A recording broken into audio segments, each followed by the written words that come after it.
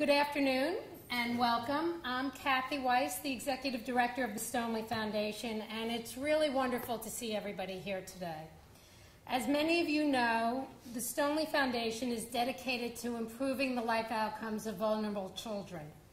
Our strategy to achieve our mission is to invest in individuals, fellowships for social change. This was the vision of our founders, John and Cara Haas, and in our brief 6 years, we have amassed a truly stellar group of Stoneleigh Fellows, 24 and counting. Many of our fellows are here today, and if you would stand and turn around to the audience, I would appreciate it.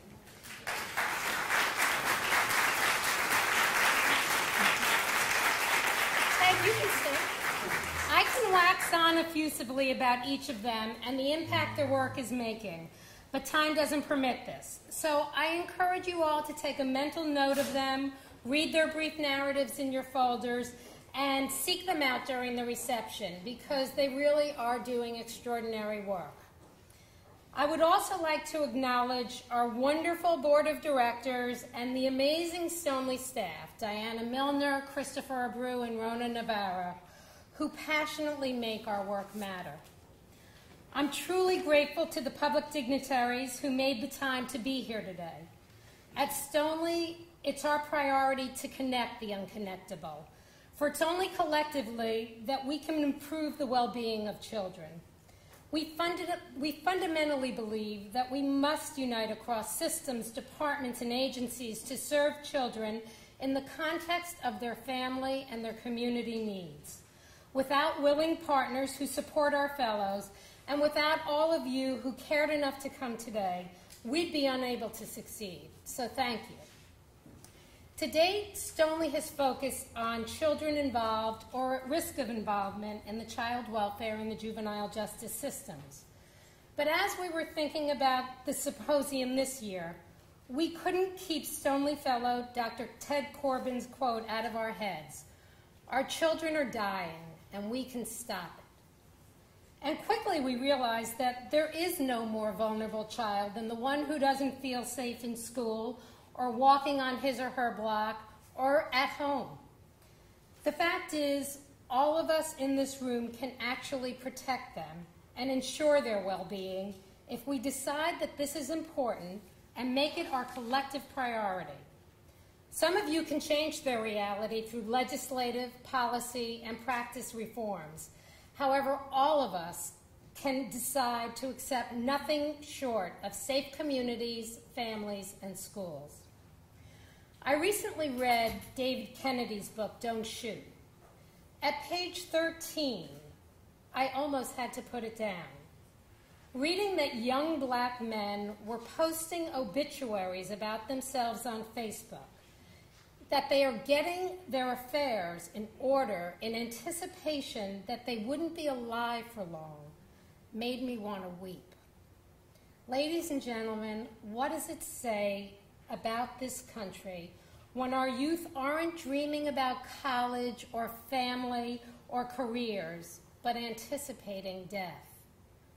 Our children are dying, and we can stop it. Dr. Corbin's statement has stuck with me since I first read his fellowship proposal. Stuck with me because I know it's true, and I can't understand how we came to a place where we accept that some children aren't worth protecting. Mayor Nutter has made this tragic fact a part of his clarion call for action, and we're sharing the bullhorn to say, enough. A few weeks ago, a young man who Stoneleigh had the honor to support fell victim to the violence he was dedicating his life to eliminating. Shirky Warthen had a troubled youth, but emerged from the youth justice system with ambition to make things different for others in the system. As a member of the first cohort of the Juvenile Law Center's Juvenile for Justice program, Shirky presented testimony to the United States Senate advocating for the passage of the Juvenile Justice and Delinquency Prevention Act. And though he worked a full-time job that required a long commute, he still found time and energy to continue as a mentor in the J4J program and negotiate peaceful solutions in situations where a cool head mattered. Members of Shirky's family are with us today, and at this time, I'd like us to honor Shirky with a moment of silence.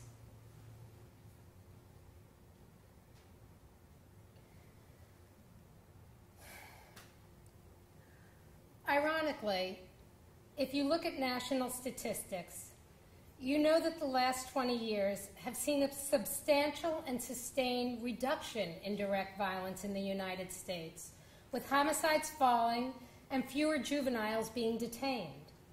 However, this fact doesn't reflect what's happening in our neighborhoods, where gun-related homicides are taking the lives of almost as many people as there are days in the year, and trauma is a fact of life. And so today, we're here to listen to what those who make it their business to change this reality have to say about what we as a community can do to support them. As David Kennedy states in his introduction, the real, the deep problem is what happens between communities. The communities that cannot imagine working together for a common purpose. The communities that do not understand that they want the same thing. Let us not be that community. Let us listen to each other and believe that we want the same things for our children. Our goal today is not to numb you with stunning and depressing statistics, but rather stir you to action, to mobilize the public will, and present select opportunities for engagement from those who are leading efforts to prevent violence.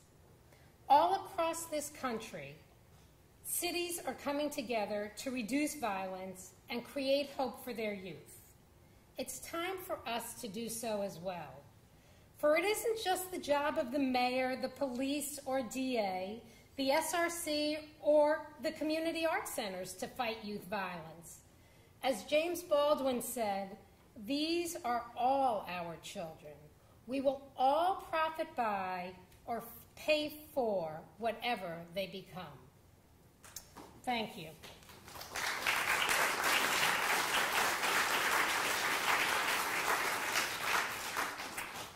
The mayor will be here when the mayor's here. So I'm just going to continue, and I'm going to start with a few housekeeping items. Inside your folder, we've given you all an index card. If you have a question that you'd like to ask any of the panelists, please write it on the card, identify which panelist or speaker you want to address it to, pass it to the ends of your row, and Rona or Diana will come and collect them. The restrooms are out the door to the right past the receptionist, and we encourage all of you who are so inclined to tweet about the event at Stoneleigh FDN #YouthViolence, and this is on the back of your programs as well. Our speakers today have been asked to address how their efforts to protect our youth from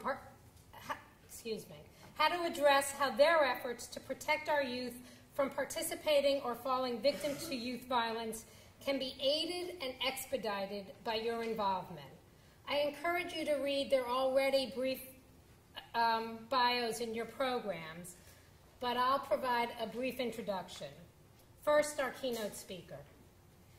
When private citizens take on the Sisyphean task of radical system change, all of us need to stop, thank them, and figure out how we can contribute to getting the boulder up the hill.